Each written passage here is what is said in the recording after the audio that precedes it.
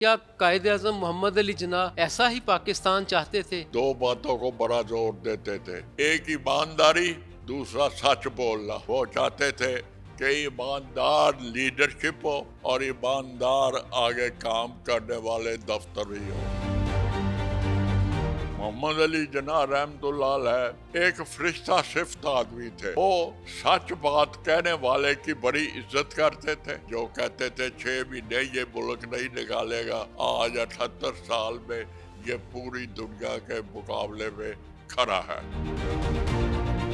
معاشی صورتحال کے حوالے سے اگر قائد اعظم نے کوئی بات کی تھی تو وہ کائنڈلی ہمارے ساتھ شیئر کیجیے گا۔ ہمارے ملک کے اندر اس وقت معاشی حالت انڈیویجول اپنی بنا رہا ہے۔ جب ایک بھی لیڈر آ گیا جو ملک کے متعلق سوچے، معاشی جو حالت جو ہے وہ دنیا کی سب سے بڑی اسٹرانگ معاشی حالت ہوگی۔ تحریک پاکستان سے لے کر تکمیل پاکستان تک بانی پاکستان قائد اعظم محمد علی جناح کے ساتھ کئی ملاقاتیں کرنے والے اور ان کا ساتھ دینے والے 97 سالہ کرنل ریٹائرڈ محمد سلیم ملک ہمارے ساتھ موجود ہیں۔ ان سے معلوم کرتے ہیں کہ انہوں نے قائد اعظم کی شخصیت کو کیسا پایا اور کیا قائد اعظم محمد علی جناح نے پاکستان کے حوالے سے جو خواب دیکھا تھا، کیا موجودہ پاکستان اس کی تعبیر ہے یا اس سے قطعی مختلف ہے؟ جی کرنل صاحب۔ محمد علی جناح رحمت اللہ علیہ ایک فرشتہ صفت آدمی تھے۔ ہم نے ان سے بڑی جاریں بھی کھائی ہے، بڑا پیار بھی لیا ہے۔ وہ سچ بات کہنے والے کی بڑی عزت کرتے تھے۔ ایک دفعہ بس یہ سمجھ لے ہم آپس میں لڑ پڑے، ہر ایک نے جا کے شکایت کی کہ سر اس نے یہ کیا، اس نے یہ کیا۔ قائد اعظم نے کہا کہ نو، میں خود آؤں گا اور آپ کو سنوں گا کل۔ اسلامیہ کالج ریلوے روڈ میں وہ آئے، ہم اپنا بڑا رات ساری بیٹھ کے تینوں گروپ جو آپس میں لڑے تھے، ہر ایک نے اپنا اپنا کیس تیار کیا کہ ہم بولیں گے یہ ہے وہ ہے۔ لیکن جس وقت وہاں پہنچے ہمارے ساتھ پریس والے بڑے آ گئے۔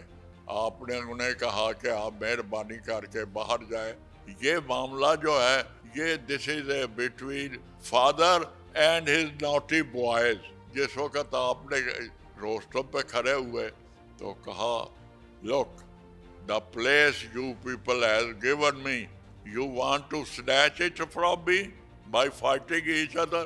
یہ کہنے کی دیر تھی تو ہر ایک نے اپنی فائل اٹھا کے نیچے پاؤں میں پھینک دی، تو 3 منٹ کے اندر وہ جتنی لڑائی تھی وہ ساری ختم ہو گئی۔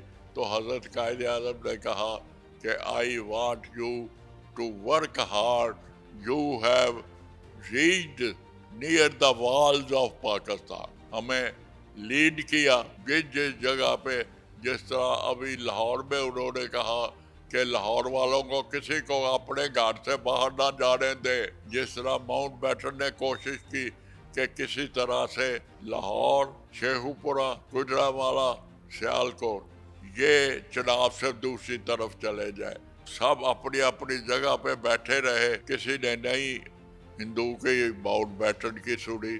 تو وہ آج آپ دیکھیں کہ جو کہتے تھے 6 مہینے یہ ملک نہیں نکالے گا، آج 78 سال میں یہ پوری دنیا کے مقابلے میں کھڑا ہے۔ کرنل صاحب یہ فرمائیے گا کہ کیا قائد اعظم محمد علی جناح ایسا ہی پاکستان چاہتے تھے جس کی آج تعبیر ہم دیکھ رہے ہیں، یا اس سے قطعی مختلف ہے؟ حضرت قائد اعظم محمد علی جناح رحمت اللہ علیہ 2 باتوں کو بڑا زور دیتے تھے، ایک ایمانداری، دوسرا سچ بولنا۔ اور یہ بالکل نہیں پسند کرتے تھے کہ سیاسی لیڈر کوئی غلط بات کرے اور غلط کام کرے۔ وہ چاہتے تھے کہ ایماندار لیڈرشپ ہو اور ایماندار آگے کام کرنے والے دفتری ہو۔ تو ایماندار لیڈرشپ نہیں، آپ سوچ لیں کہ جو لیڈر ہیں وہ خود تو ان کی کیا تھی، آپ خود کچھ بھی نہیں تھے جب پاکستان بنا ہے، تو پاکستان کو لوٹ مار کر کے جو لیڈرشپ بنی ہے وہ اس کو کبھی نہیں چاہتے۔ یہ فرمائیے گا کہ ریڈ کلف ایوارڈ میں لارڈ ماؤنٹ بیٹن نے پاکستانیوں کے ساتھ یا مسلمانوں کے ساتھ کیا زیادتی کی تھی؟ میں کہتا ہوں وہ ریڈ کلف ایوارڈ نہیں تھا، وہ ماؤنٹ بیٹن اور بلیک مینن، ایک کرشنا مینن تھے ان کے لیڈر ہندوؤں کے، اور ایک یہ کالا سیاہ جو بلیک رنگ ہے نا اس طرح کا بینر تھا، اس کو ہم لوگ اسٹوڈنٹ کالا مینن کہتے تھے۔ تو وہ کالا مینن نے یہ نقشے کی لائن کھینچی تھی۔ چودھری محمد علی ایک دفعہ لارڈ اسمے کے دفتر گئے، اسمے دفتر میں نہیں تھا، تو آپ کھڑے ہو کر جو نقشہ انڈیا کا تھا وہاں دیکھنا شروع کیا، تو ایک لائن پینسل سے ڈرا تھی، تو آپ نے بڑے غور سے وہ لائن دیکھی، تو جس وقت لارڈ اسمے میں آئے تو چودھری محمد علی نے پوچھا کہ is this a line which you are going to draw between Pakistan and India؟ تو وہ بڑا پریشان ہوا، کہتا ہے no I don't know who has fiddled with my map, who has fiddled؟ تو یہ اس نے بات کی، لیکن اصل میں یہ بات آپ کو بتا دوں، ماؤنٹ بیٹن نے جس وقت جانے لگا تو اپنی جو اس کی انر کیبنٹ تھی جس میں ماؤنٹ بیٹن خود، جواہر لال نہرو، بولا بھائی پٹیل، ماسٹر تارا سنگھ، دو اور منسٹر یہ تھے، تو ان کو وہ کہتا ہے I have not observed any rule and regulation while working in India.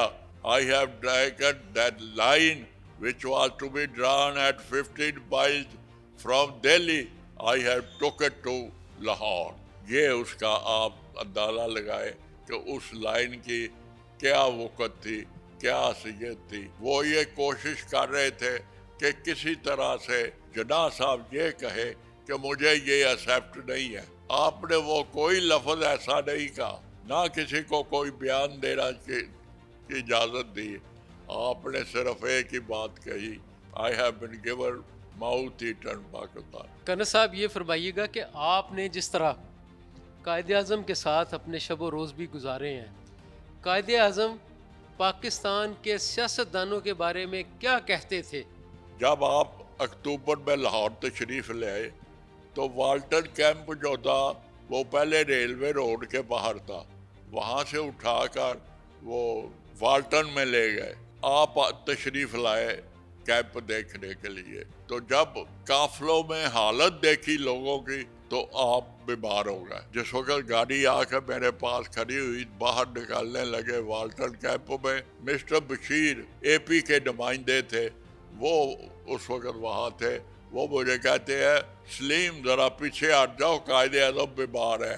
تو میں پیچھے کے ہٹتا، جب دروازہ کھولا آپ باہر قدم رکھنے لگے تو سیٹ پہ گر پڑے، تو وہیں سے سیدھا ان کو لے آئے گورنمنٹ ہاؤس میں۔ گھنٹے دو کے بعد جب آپ اچھی طرح ہوش آیا تو آپ باہر تشریف لائے، تو میں نے کرسی اٹھائی ہوئی تھی، تو آپ نے دیکھا کہ ایک طرف وزیر ہے دوسری طرف ہم ہیں، تو آپ وہاں پہنچ گئے، تو وہاں پہ چل دیے، وہاں آ کر بیٹھ گئے، تو ایک ہی بات کہتے جائے No, I never thought of it.